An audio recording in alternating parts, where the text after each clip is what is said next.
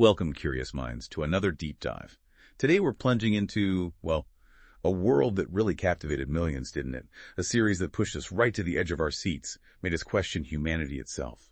Yep, we're talking about the highly anticipated Squid Game Season 3. You've given us a fantastic breakdown of this final chapter, Netflix's Korean survival trilogy. Wow. So, our mission today is to really unpack this conclusion, get into the major plot points, the character arcs, and those powerful themes tying it all together. What really jumped out from your sources is how this season seems to redefine winning in this horrible system, challenges everything about survival and sacrifice. It really is compelling. This final season of Squid Game feels like it's trying to be the definitive word on the Korean part of the story. It promises this really dark, tragic, almost philosophical tone, dives deep into human nature under, well, the absolute worst pressure. Absolutely. Yeah. And the source material points to a tight 6-episode run, released June 27, 2025. It tracks the destruction of the Korean game facility, but also kind of ominously sets up this global expansion. Yeah. So, okay, let's dive in. Let's see how it all unfolded, starting with Gi-hun's return. Episode 1, Return to the Game. This is where it gets really interesting right away. Gi-hun, our main guy, he re-enters the game, but his whole objective is different. It's not the money this time. He's driven by guilt, purpose, this hunger for justice. He wants to tear it down from the inside. Right. And that transformation for Gi-hun, it's key to his whole arc, isn't it? The source suggests this shift really shows how profound trauma can forge a purpose that's bigger than just staying alive. It reframes winning, From personal survival to trying to break the system. Yeah. He's not a pawn anymore. Exactly. An agent of change, almost. And the episode also brings back Jun-ho, the detective from season 1. Turns out he's alive. And he's undercover, working inside the organization, trying to figure out where it all came from. Then we meet the new players, and their backstories are just, wow, so poignant. You've got Jun-hee, who's pregnant and desperate for her child's future. Hyun-ju, a trans activist facing awful discrimination. Jun-ja, an older woman who seems to have lost her will to live. And then her son, Young-sik, who's manipulative and greedy. You can just feel the tension ratchet up immediately with these introductions. Okay, moving to episode 2, Children's Play. The first game they face is jump rope. Can you imagine? Coordinating skips, knowing one slip means, well, fatal floor trap. The emotional stakes just shoot up. Players start forming these fragile, really desperate bonds. Yeah, and what's really insightful here is how these, innocent kids' games become tools of immense psychological pressure. The source mentions the design behind the traps, the sensors. It forces this chilling reliance on each other. It's the organization's efficiency, its brutality just laid bare. And Gi-hun, he sees Jun-hee as this symbol, maybe, of the innocence he lost, so he starts secretly mentoring her. But at the same time, he warns her, trust no one. Stark reality check. Meanwhile, Jun-ho's digging pays off. He finds internal logs, and they suggest the games are global now, way beyond Korea. This thing is bigger than they thought. Much bigger. As the game's reach expands, the moral questions just get deeper, darker. Which brings us to episode 3, Mother's Choice. This one has a horrifying twist on hide and seek. Only 10 hiding spots for 12 players. Yeah. 2 have to die. And one of the most compelling parts here is this brutal look at maternal love, but also its shadow side. Gi Min-ja sacrifices herself for Jun-hee, gives up her spot, but it doesn't stop there, does it? The source lays out what happens next pretty clearly. No, it doesn't. She sees her own son, Young-sik, try to betray Jun-hee, and she just snaps. That night, in the dorm, she poisons him, and then takes her own life. Your notes mentioned this sparked huge fan debates online. Was it maternal violence or some kind of twisted sacrificial love? It really makes you ask, what does it say about us, about humanity, when a parent chooses such an extreme path for what they see as justice or maybe protection for the next generation? It really pushes into those dark moral corners. Okay, episode 4, The Broken Circle. This one shifts perspective a bit. We get flashbacks. We learn about In-ho, the front man. Turns out he actually tried to stop the games once himself, but he was blackmailed into his role.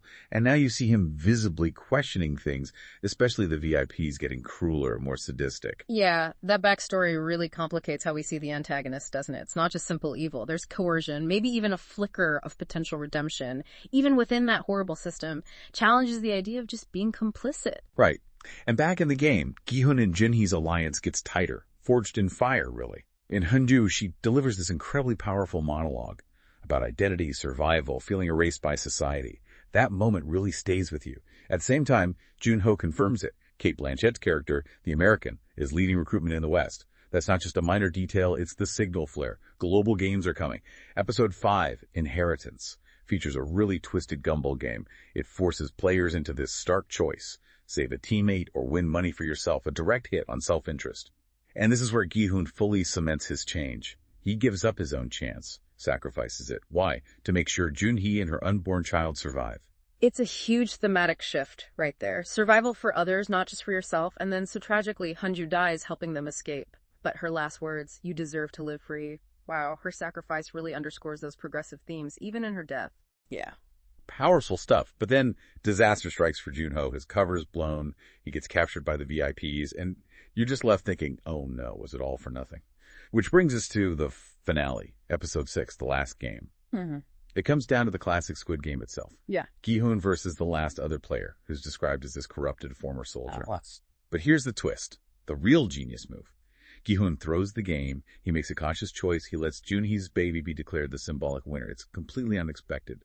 Subversive, almost. And that forces you to ask, what does it even mean to win a game like this? A game built for destruction. By refusing to play by its rules at the very end, Gi-hun totally reframes victory.